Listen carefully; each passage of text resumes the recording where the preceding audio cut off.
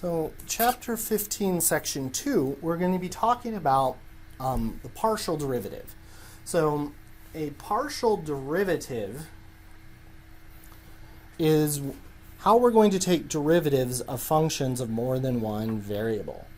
So the partial derivative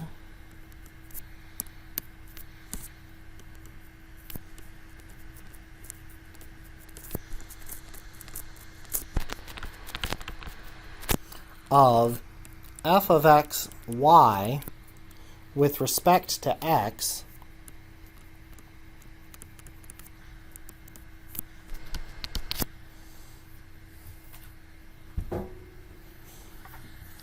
is written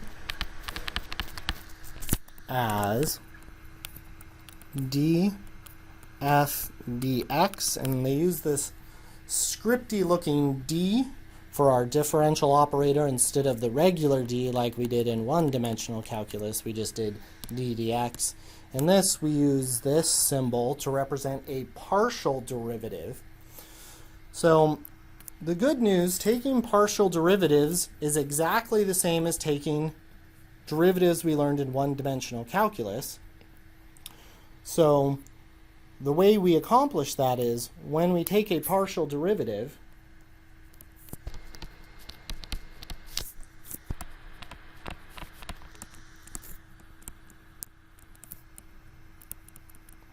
with respect to x,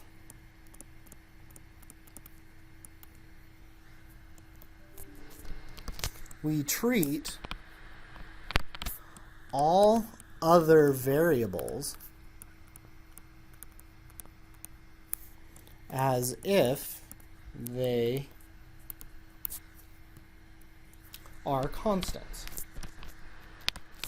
So we're going to be using the same derivative rules that we learned in our regular calculus class, so Math220 or Math212, but when we're taking a partial derivative, when there is a function of more than one variable, if we're taking a partial derivative of a function with respect to x, we will treat every other variable as if it were a constant.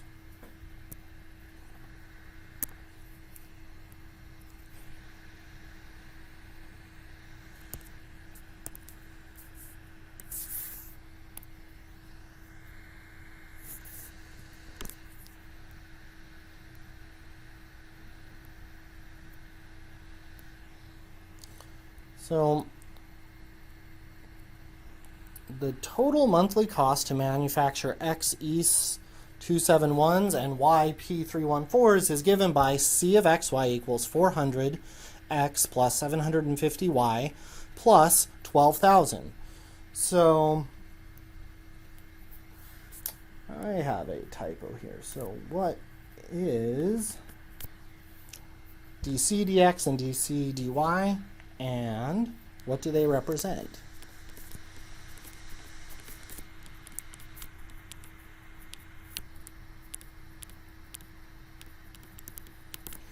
So if we take dC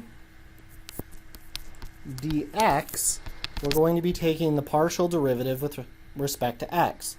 So the derivative of 400x is just, well, let's write it out the long way first. So partial 400x plus the partial derivative d dx of 750y plus the partial derivative d dx of 12,000. So we take our derivative dc dx. The partial derivative, or the derivative of 400x with respect to x, is just 400. For our next one, the derivative d dx of 750y, well, when we're doing this derivative, we treat y as if it's a constant. And what's the derivative of a constant always? 0. So we get plus 0, and then we have the derivative d dx of another constant, so then this will also have derivative 0. So then in this case, the derivative dc dx is 400. So we'll also note this 400 is the same as the coefficient on the x. Since c of x is a linear function, it's the same as this coefficient, and it's the marginal cost.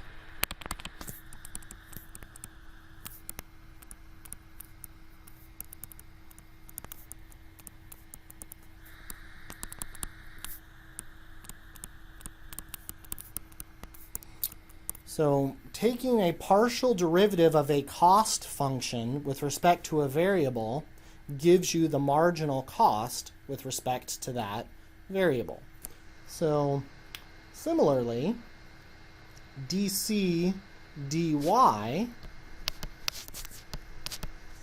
would be, well, the derivative of 400x, well, x is a constant, so that would be 0, plus the derivative of 750y, well, that would be 750, plus the derivative of 12,000, which is just going to be a constant, is 750.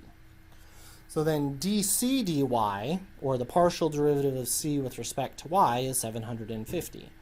And that would be our marginal cost as well.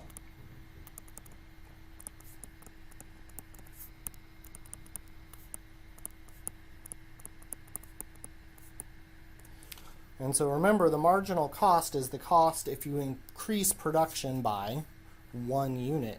And for this linear function, it's the same as what we got when we did the x plus 1 and the y plus 1 in the previous chapter.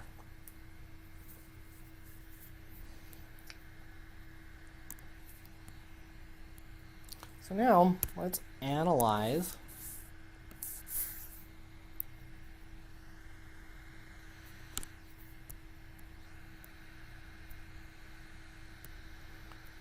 our next example.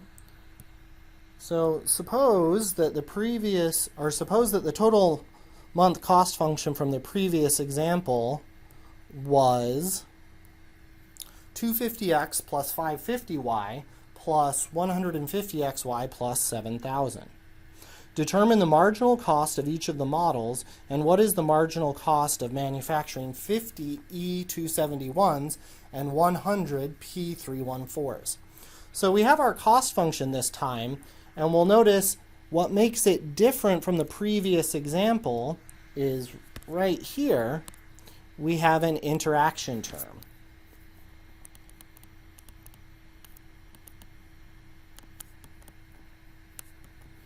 And so that's a second order interaction term. So this time our marginal cost isn't going to be just the coefficient 250 and the coefficient 550. So to find the marginal cost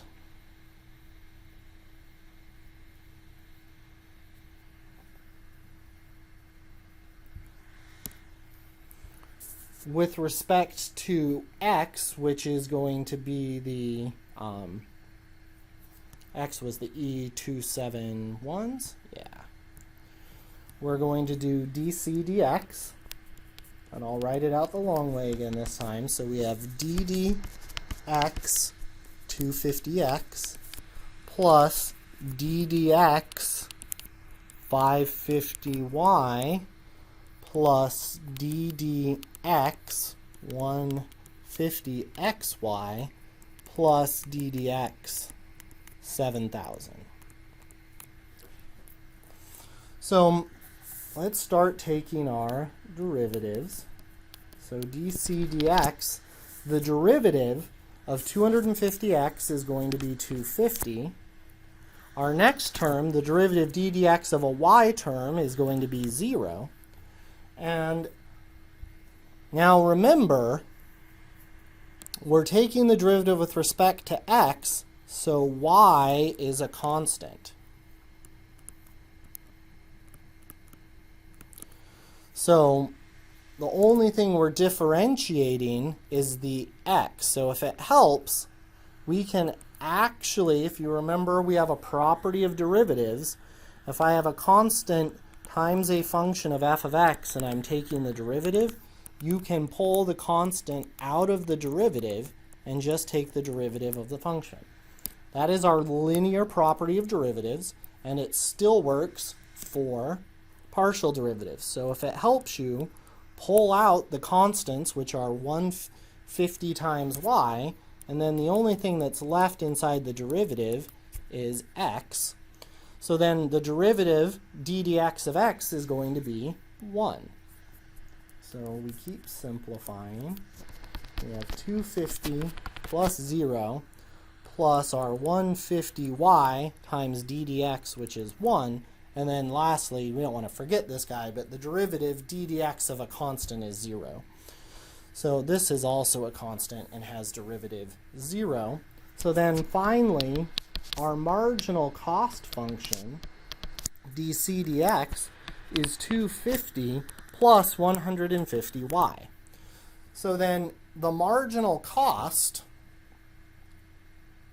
for manufacturing more E271s depends on how many P314s have been made.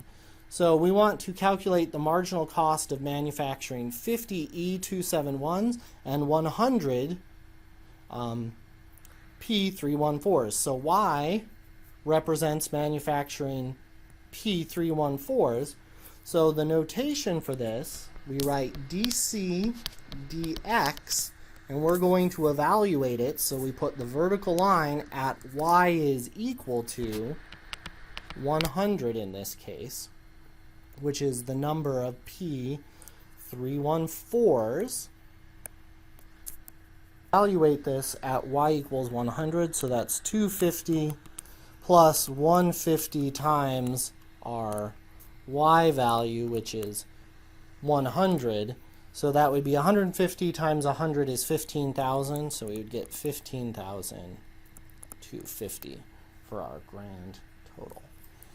All right, so now to take our derivative with respect to y, we would have dc dy is going to equal, and we take the derivative of 250x with respect to y, so that's 0, plus 550y with respect to y is going to be 550, plus now our interaction term, we take the derivative with respect to y, we get 150x, and then the derivative of a constant is 0. And this time we are wanting to manufacture 50 E271s. So then we're going to have dc dy, once again evaluated at x is equal to 50. And if we do that, we're going to have 550 plus 150 times 50. And let's go ahead and just type that in here to see what we get. 550 plus 150 times 50 gives us 8,050 for our total.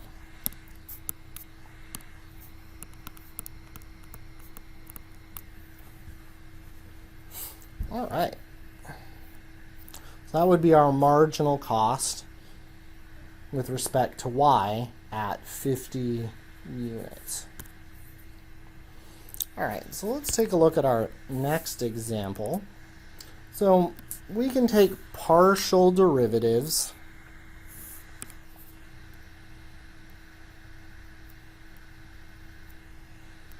of functions of more than two variables, and if you keep going, the rules don't change. We treat all other variables as if they are constant. So in this example, we have f of x, y, z is 3x squared minus 5y squared plus 7z squared minus x, y, z. So if we take df dx, we're treating every other variable besides x as a constant. So we use our power rule, which is we bring the 2 down. So 3 times 2 gives us 6. Gives us 6, and we subtract 1 from the exponent, so 6x. Then we take the derivative with respect to y, or of negative 5y squared with respect to x, so that's 0. the derivative of z with respect to x is 0.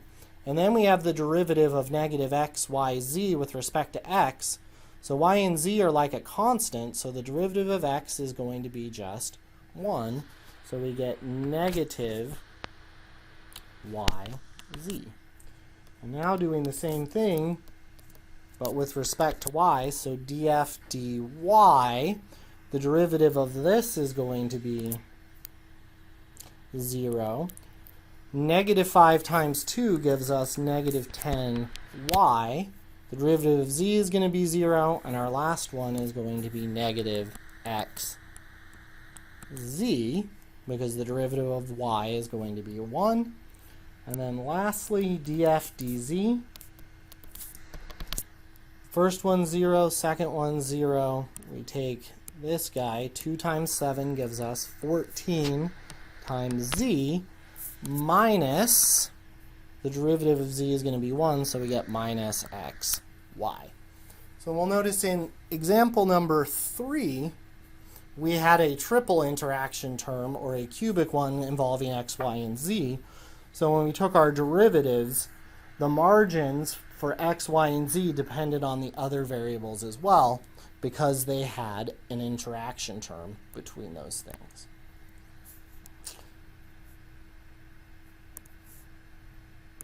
All right, so we want to take our derivative of this function. So if we're taking our derivative dv dr, the only thing that's changing is r. We could pull all of our other constants out in front, so then we're taking ddr of r squared. And what's our rule for polynomials? We bring our exponent down in front and we subtract 1 from the exponent. So then multiplying that together, we get 2/3 pi r h. So our derivative dv dr would be 2/3 pi r h in this case, treating our h as a constant. So if it helps you visualize what's going on better, remember you can pull your constants out in front and then just focus on the only part that has to deal with the derivative. And if the variable is not present, it's a constant, so the derivative would be 0.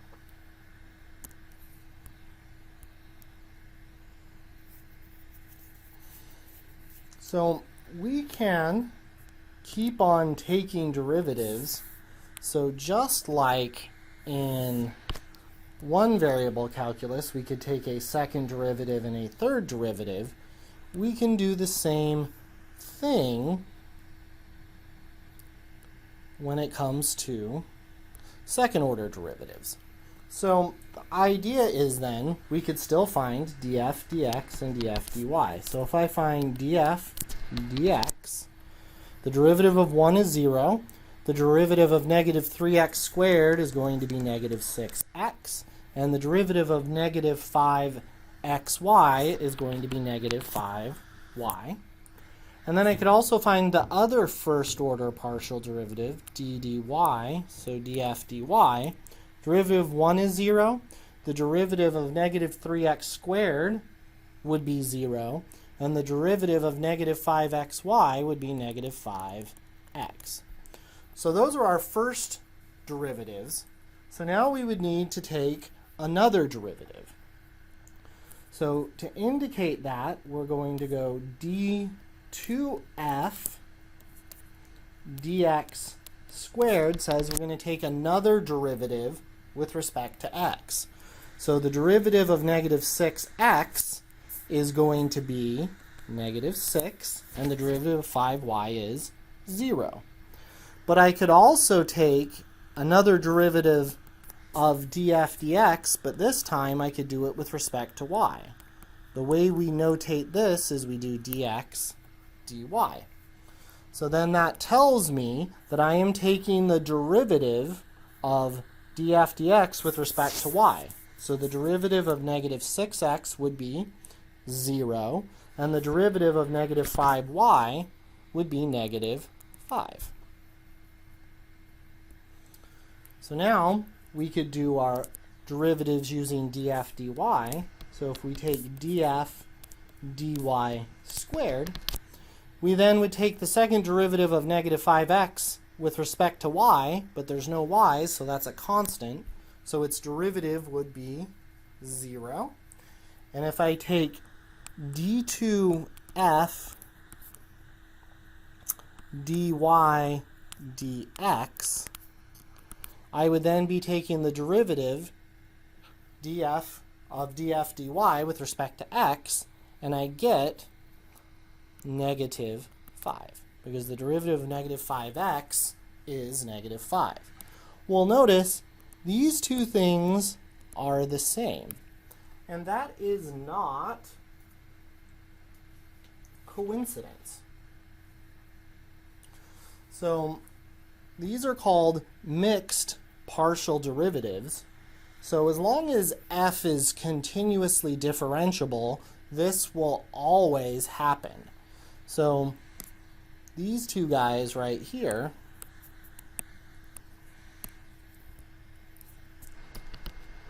mixed partial derivatives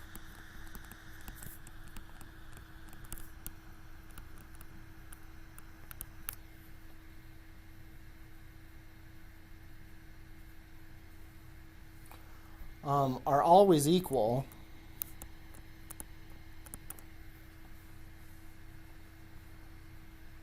as long as the first partial derivatives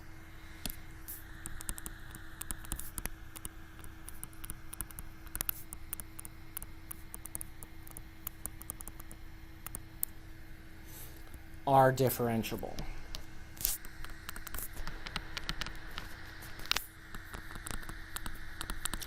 So it's no coincidence that if we first did the derivative with respect to x and then with respect to y, we will always get the same thing as if we took the derivative with respect to y and then respect to x, if the first partial derivatives are continuous. So that is an interesting fact about partial derivatives. So on the last page, there is a table that summarizes our partial derivative notation, and there are a few things I want to talk about in that table. So we've been using the Leibniz notation, and when we do that, in the Leibniz notation,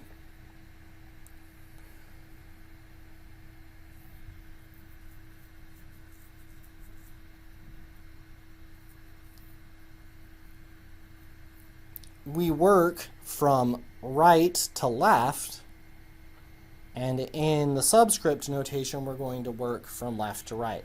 So it's worth noting the partial derivative